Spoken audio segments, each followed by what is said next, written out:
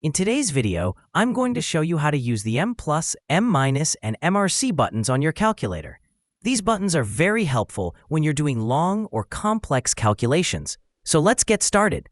Let's say we have this calculation, 6 times 3 minus 2 times 7 plus 15 divided by 5. We're going to solve it using the memory buttons. First, 6 multiply 3.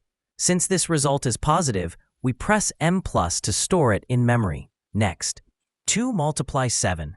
This value is part of a minus operation, so we press M- to subtract it from the memory. Now for the last part, 15 divide 5. This is a positive value again, so we press M+. Our calculation is now stored in the calculator's memory. To see a final answer, simply press MRC. You can see that the calculator shows the correct result. There's one more important thing. After using memory functions, you will see an M symbol on your calculator screen. That means something is stored in memory.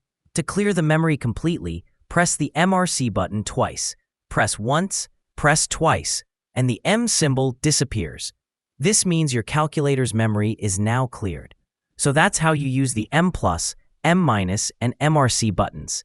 If we try doing complex calculations without using memory, your answer may come out wrong.